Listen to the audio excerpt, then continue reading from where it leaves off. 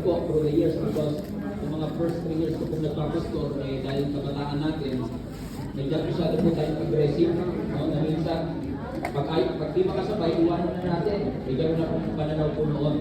Pero parang tinatutunan ko po na we must involve everyone on board. Na madalas po kaya hindi sila hindi nakukuha yung buy-in o hindi sila nakakasupport is because probably they don't understand how will it affect us.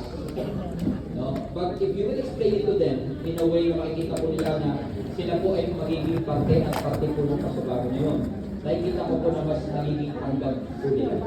However, we cannot also discredit the reality na meron po talagang kahit for the better, meron po talagang Sanbalat, Tobaya at Geshem na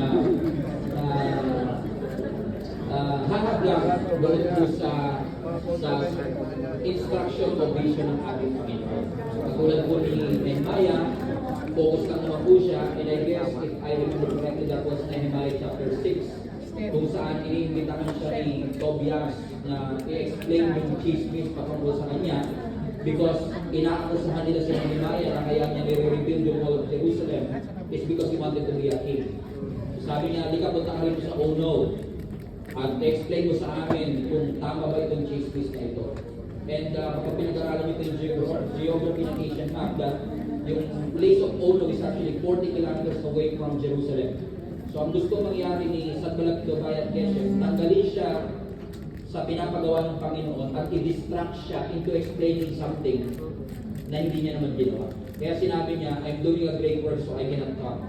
Why should I leave a great work that I've been doing in order to explain myself to you?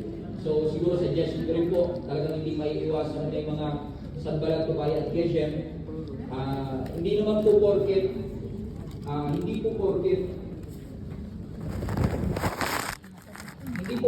may disagreement ay lagi na po Sanbalat, Tobaya at Geshem. Kaya po may disagreement kasi meron pong area ng pagbabago na hindi nila nauunawaan. So napansin ko po pag naging tama pong explanation as to why we do it and why we should do it. Even yung, ako po ang nagiging technique na natutunan ko po, kung sino yung pinaka-against, yun yung inuuna ko, winawanuhan ko siya. Pag winawanuhan ko kasi siya, pag nakuha ko yung loob niya, yung mga minions niya makukuha na. Kasi yung may, opo, napansin ko ganun eh. Kasi yung chismis pa ito, ibang makapagpabanding yan eh. Iba yung makapagpabanding yung parang nakakapusok na sila ng Japon, talagang banded na banded sila. Pero pag nahuli mo kung sino yung pinaka-against o pinaka mastermind, na hindi niya naman po sinasadya yun. Gusto lang talaga nila ng malino na explanation. So minsan ginawa-nuhan ko po yan instead of explaining it to a large group like this one, explain ko po ng one-on-one para maintindihan ko rin po kung saan siya nanggagaling at maintindihan niya kung saan ako nanggagaling. Kaya kita ko naman po na hindi ka tulad dati na talagang, alam niyo po, pinanghihinayang ako po na napakarami ng pagkakali sa church namin dahil po ka-changes na introduce namin. Na kung ngayon sana baka nakalaban po with the wisdom that God has given to us ngayon, sayang. Pero apparently, minsan inaalaw din po na nangyari yun as part of our learning process, learning experience. So, I hope that makes sense po. Yes, sir. Nakakatakot po yung podcast ni Gary. Parang simple naman. Kasi simple, kahapon no sinabi niyo, transformation. Kailangan natin mawagin. And tonight, natin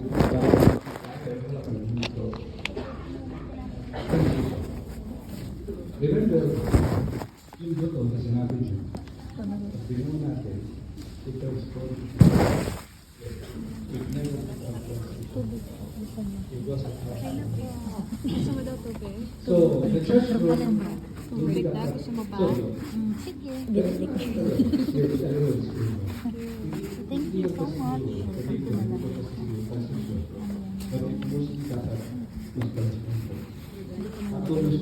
Kasi I believe, protecting the years, marami na ang nakita, marami gusto ng bago, nabibigay sa atin. And it leads to destruction of the church. I mean, I'm after always to change things. After. But we need to be very cautious. Kasi tinuro ko rin sa akin ng araw, mas maganda yung parang bamboo. Kasi yung lalo na malaki, mas lalo kayo ng matibay. And by the time that you are stronger, you can mag-accomplish. Kahit ang bagyo, hindi kaya yung kanisa. Matibay na ito yung bamboo. So, yun po. So, na-confuse lang po. Sir, yung sa buto, for example, let's use that illustration. Yung buto na naging puno is actually a transformation. Pero yung puno po has to endure different seasons in which they have to transition to adapt to that season. So hindi po natin, tama po kayo, na parang kawayan, you have to plant for years, invest for years para maging rooted po siya. Kasi wala pong puno na naglalayas pag nakabalita ng bagyo. Wala ganun. Uy, may bagyo raw dito, lipat tayo Brunei. Wala pong, kasi planted po siya. So kapag planted, hindi siya lilipat. Kaya pag planted, hindi palipat-lipat. And so, dapat pong matransform, but we have to accept the reality po na yung paligid natin ang babago. So we have to adapt and transition to what season that you are in. So for example po, may mga puno na dito lang na tumutubo na like tropical trees, for example like nyug, na talagang tumutubo sa Pilipinas na posibleng hindi tumutubo sa ibang parts ng mundo because they are adapting to the specific season.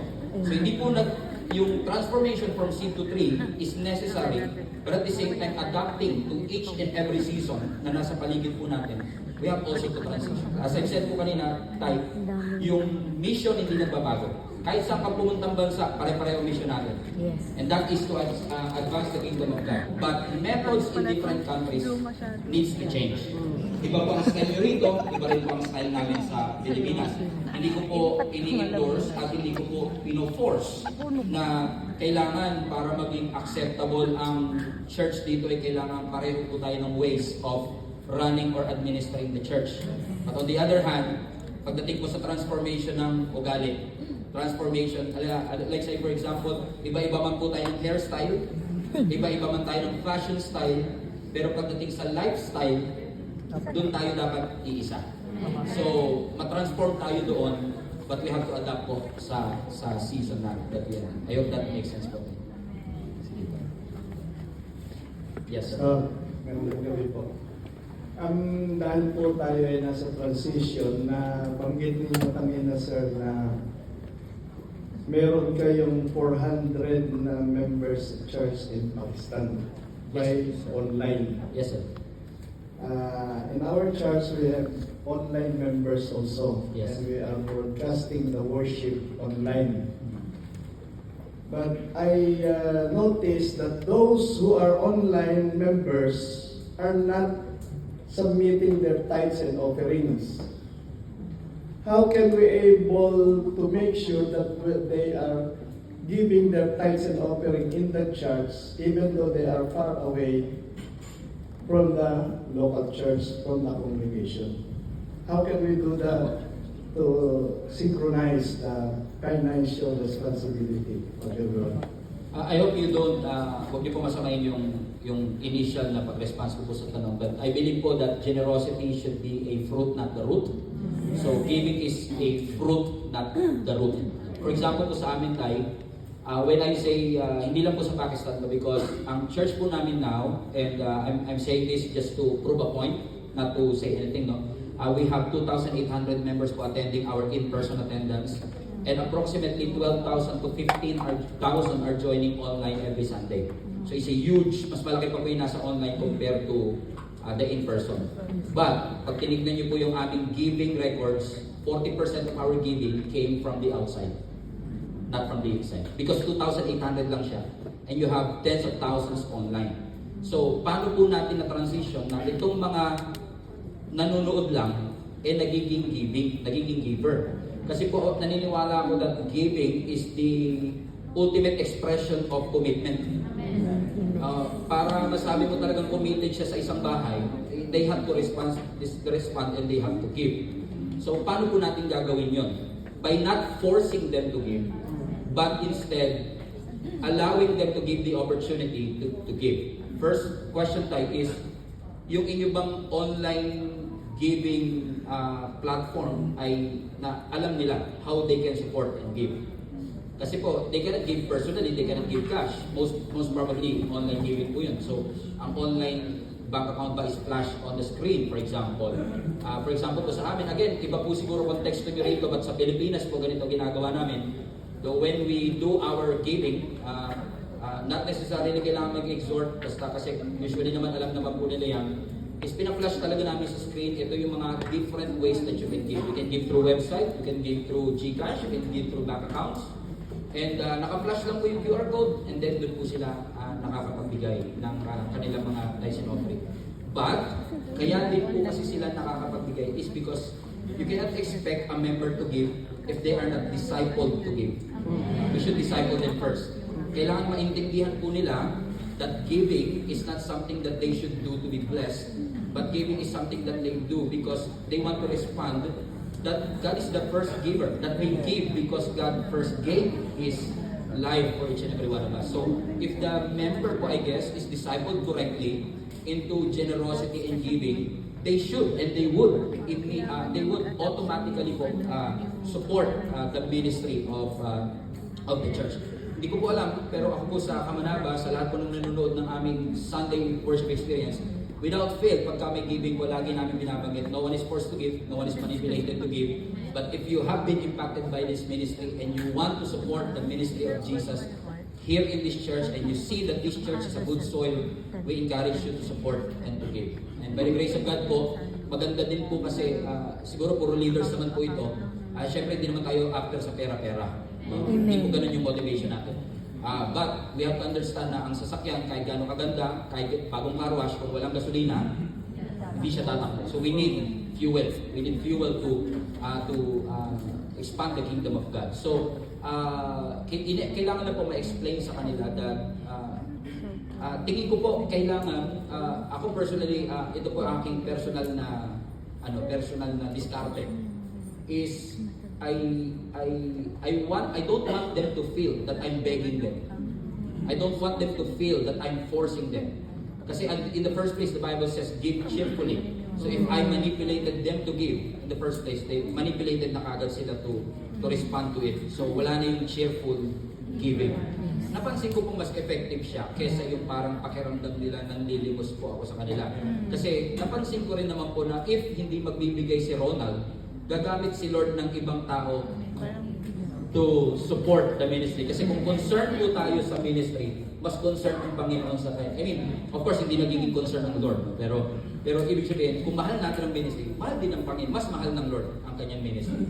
So speaking ko po yung proper discipleship with regards to giving para po maintindihan po nila yung background ng giving. That generosity is not just something that you do to be blessed, and that includes, kasi sabi naman ng Bible, He will open the windows of heaven. But at the end of the day, we have to understand that giving is a response, not the root. So parang, I hope that makes sense. Amen. Thank you, Pa. Salamat po.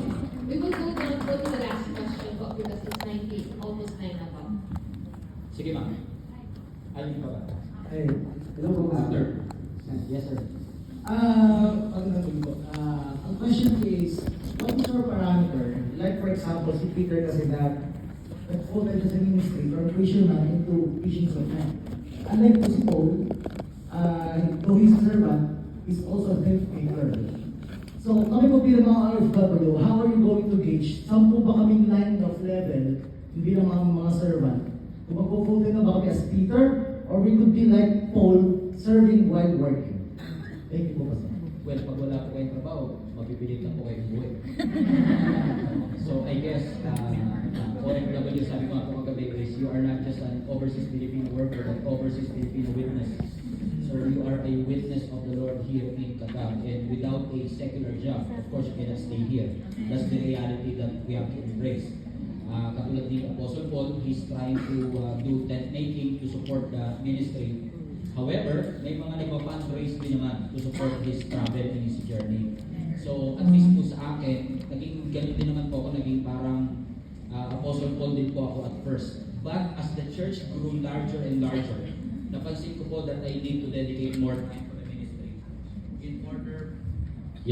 For the ministry, in order to be a good steward of the harvest already that has been happening in the church. So, hindi naman po ako, sa case ko po, hindi naman po ako agad na nag-full time nung first year.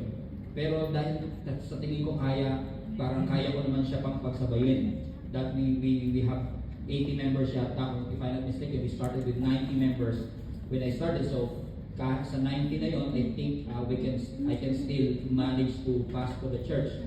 Pero kung ako po ay vocational pastor, meaning nag-work pa rin ako bilang tent maker with 2,800 people and 16 churches na minamanage po namin ni Jenny, parang mahihirapan po kami. So yun po yung isa sa mga naging considerations po namin. Although, alam ko po that in the first place, tinawag na po talaga ako ng Lord for full-time ministry. Now, paano mo nalaman na tinawag ka doon, Pastor? Well, siguro po iba-iba tayong approach, pero una sa lahat, ako lang po ay desire to serve the Lord. No, kahit kung nagtatrabaho ako, pag nag-a-apply ako ng work, pag may Sunday, automatic decline. Hindi ko na tinatanong kung magkano offer. Basta ang una kong tanong, may pasok po ba ng Sunday? Pag may pasok po ng Sunday, regardless of how much you would offer me, automatic decline because I love the ministry more than my job. Tingin ko po kasi yung trabaho ko, ng fuel ko lang para makakain kami, but what really satisfies my soul is to serve the Lord. Nagkaroon po ng desire, napansin ko po na nagbibigay din po ang mga leaders sa akin ng opportunity. So na-train po ako sa concept na kahit anong ilagay ng Lord sa kamay mo, maging faithful ka lang.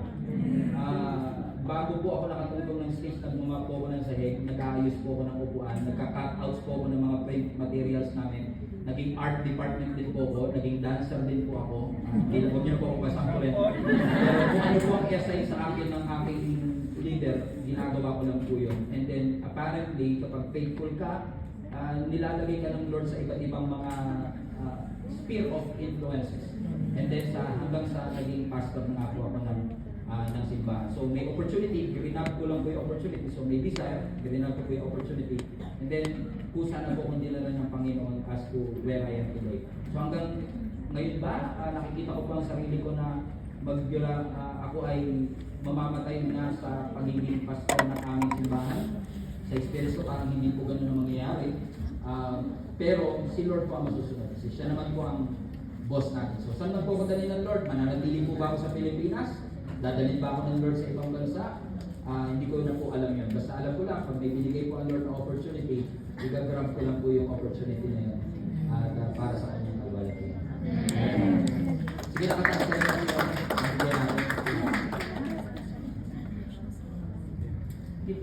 Yes, ma'am. And thank you so much for sharing us all this knowledge and all this stuff. Just a quick question. When you're talking about transition, right? And I think right after transition, there's a period where people have to acclimate. See, you have different seasons in life. And to be able to cope up with that season, as you have said, you should cope up with that season. You have to acclimate with that season. Yes. Now, given that you are a leader, how would you carry your church acclimating to the new transition that you have brought them, or God has brought them to? And also, I'd like to know what your expectation would be, the heart posture of your member during those acclimation phase, because I think that's the most difficult part when you do transition. Opo, kaya marami po talagang church member nangingisay kasi pag nilagay nyo sa bagong tubig, parang sa isda po, di ba? Nangingisay sila kasi hindi po sila sanay doon sa bagong klima na yun. So, ako po, ang napansin ko, although, don't get me wrong, ang dami ko pong mga leadership mistakes, especially na hanggang ngayon po marami tayong mga leadership mistakes. Pero napapansin ko po na very effective po yung pagpapaintindi sa church muna ng bakit natin kailangan magbago kesa sa kailangan na natin itong baguhin. Pag nag-gets po kasi nila na we need to change this, instead of ito, baguhin na natin to. Kasi baka nakafocus lang tayo, for example po, naalala ko nung nagpagawa kami ng church nung kinukwento kong 2013. Again, the views and the opinions of the guests do not reflect the views and the opinions of ICAC, of the Body of Christ here in Qatar. Ito po ay konteksto namin sa Pilipinas. Nung 2013 po kasi, medyo over-conservative pa po ang church nung time na yan. Yan yung mga panahon ng Hillsong United. Na nagbabago ng music ang body of Christ from a Don Moen to Albel's Daughter music to Hillsong music na Hellsong music, as they say. So, pati approach sa church nagbabago po. So, when naalala ko po before, yung tatay ko po kasi ang kanya leadership style ay diplomatic. Ayaw niya na kumbaga, hanggang kayang pagbigyan lahat, ipagbigyan. So, for example lang po, very petty lang. Magpapapintura tayo ng simbahan. Anong kulay ang gusto ninyo? Hindi tatanungin, ikaw anong kulay? Ube. Ikaw, green. Ikaw, maroon. Ikaw, white. Dahil ayaw mo masakta kasi alam niyo naman sa church, di ba? Pag hindi nasunod yung suggestion nila, na apparently yung suggestion pala, ini-insist na pala, nagkakatampuan. So, maniniwala ko ba kayo yung church namin noon nung hindi pa ako nagpapastor, parang cake. Ube dito. Kasi nga diplomatic Masaya sila lahat. Masaya sila lahat kasi napagbigyan ko. Pero in a way, walang unity kasi kanya-kanyang preference. So nung ako na po ang naging pastor, I'm very firm with what I guess the church should look like nung parang time na yun. So I really wanted it to be slightly dark as possible para low maintenance, mas konti ang gastos sa pera, sa painting, maintenance.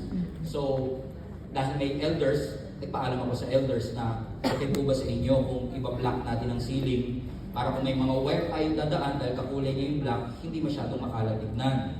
Nakita ko po kasi yung mga butik ng Apple, nakita ko yung mga butik ng nasa mall, parang ang linis niya pong tignan. So sabi ko ganun, so okay lang po ba yun? Tapos yung sahig po, yung wall natin, iwa-white ko po para makompensate yung black. Tapos yung floor po, gagawin natin medyo dark gray. Siyempre, nag-react po yung mga elders namin na hindi ko naman pwede kalabanin kasi sila yung mga nagsimula.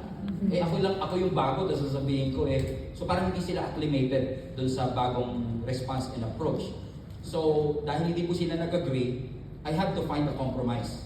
Kung ayaw nila ng black, gusto nila white, ayoko ng white. Gusto ko black, sila white. Meet kami sa gitna, gray. Seriously. Sabi ko, okay po ba sa inyo ang gray? Medyo ayaw pa rin, medyo pinakukuha ko na ng konti ibang elders, pero sa light gray. Mas may light gray. Ayaw po. Kung tinignan nyo ang picture sa amin ng 2013 when we first transfer, light gray ang wall. So hindi ko sila nasaktan, hindi ko na dishonor yung kanilang suggestion. But at the same time, we find a common ground, a compromise. Hindi naman yan heaven and hell issue, so sige, okay lang, great. Pero ang hindi ko nila alam, pag nagre-repaint, medyo slightly darker na po yun. Ang nagre-repaint, slightly darker. Hanggang sa na-acclimate na sila, hanggang sa unti-unti na. Like for example din po, as petty as it may seem, meron po kaming estilo din sa church na pag praise and worship po, medyo dim yung lights sa crowd. Hindi naman totally dark. Kasi sa camera mukhang pitch black talaga, pero sa in-person hindi naman ganun talaga ka-dark. No, so medyo slightly dark. Siyempre may mga nag-react din po, sabihin nila, God is light, bakit ang dilim? Yung mga ganun po, di ba? Bakit kailangan madilim? But of course, we are not, we value their opinion, we value their suggestion. But at the same time, if we really want to reach the lost and not just to pamper the saint. Diba? So, we have to consider as well those people who may wanted to come to church na siguro mas prefer nila that they can have this parang intimate connection with God, walang sobrang bright. I mean, hindi naman totally dark. So, nung una po talaga medyo may hesitations. Pero apparently po habang tumatagal, they are getting used to it. Kung nandito po kayo kahapon, nabanggit ko rin po yan. With regard, ang pinaka-hot topic po ngayon yung kanta, yung bagong kanta. Kasi dyan naging start, no? At kung nandito po kayo kagabi, sinabi ko nga po na lahat po ng lumang kanta natin, bago po yan dati. So kung hindi po siya tinanggap ng bago pa siya, hindi siya magiging luma. But somebody has to compromise and adjust. No, para po, pero unti-unti. Like for example sa church, hindi po ako against na mag-introduce ng new song. Pero I would talk to them kapag 4 na kanta puro bago. Para hindi rin naman fair yun. Kasi una sa lahat, may stress sa mga musician to study all 4 new songs. But at the same time, yung mga matatanda, yung achievers, yung mga older, the seniors po natin, kaya paglabas naman yan, tinanong mo, kamusta service? Ang bibilis ng kanta, hindi ko nasabayan. So kailangan din natin silang i-consider. Kasi ano pa ba ang gusto nating church na maitayo o i-build? Yung church po ba na puro bata lang? O yung church na multicultural, multi-generational? So pagdating naman po natin sa langit, di ba? Sabi nga, every nation, every tribe, every people, every land, which means may representation po ang lahat. So tingin ko dapat, habang nandito tayo sa earth, dapat yung approach and systems natin sa simbahan ay hindi totally biased sa bago lahat. Because mahirap din pong ma-reach ang future na hindi tayo marunong tumanaw sa history. So kailangan din pong i-honor natin yung legacy ng mga nauna. No? I-honor natin yung kanilang history. Kahit naman po sa Pilipinas, di ba, yung mga lumang bahay ng mga Spanish, hindi mo pwedeng basta i-demolish yun. Pwede mong i-reconstruct to adjust to the changing season, but not necessarily to demolish it. So, tingin ko po kapag nagkaroon tayo ng ganung mindset to really consider na hindi po porket gusto ng leader na magbago, ready na po ang lahat na magbago. So, kung sasabihin natin na kailangan nating magbago, ihanda po, as a leader, ihanda po natin sila. Ako po, based experience ko, ang church po na pinasa sa akin, si tatay ko po kasi ang pastor, is very, very, very conservative. No? Nakwento ko po ba na ang mga musicians noon ay required na naka-long sleeve and necktie. Kami. Okay? And dapat yan, pag first Sunday ay white. No? And then here comes a pastor na 26 years old. Na sa totoo lang, hindi ako against sa pag-long sleeve, hindi ako against sa pag-necktie. I can do that too. Pero talang init-init ng church namin dahil konti ang aircon, talaga naglilibag dito sa likod na nakalong. Is it really for the appearance alone? Pero hindi ko pwede sabihin nung nagpastor na ako, dahil ako na ang pastor, bawal na lahat ng mga long sleeve necktie. Hindi po ganun ang ginawa. Inunti-unti ko po. Trinay ko muna. Try nga natin walang necktie. Siyempre may konti nagre-react, explain mo lang. Explain. Why? And then nung medyo okay na sila na walang necktie, polo, short sleeve, medyo wala na nag-react ka. Then, unti-unti, hanggang sa natanggap na po nila. So, tingin ko kung magiging gradual at ma-explain ng mabuti, ang church naman, willing naman po yan para sa kalwalatian ng Panginoon. Pero minsan po talaga approach lang din yung approach natin. So, kailangan lang po natin para hindi po sila mangisay. Yes po. Salamat. By the way, uwi na po kami ng Wednesday. Nagpapasalamat po ako sa inyo lahat. Sir, Bishop, mga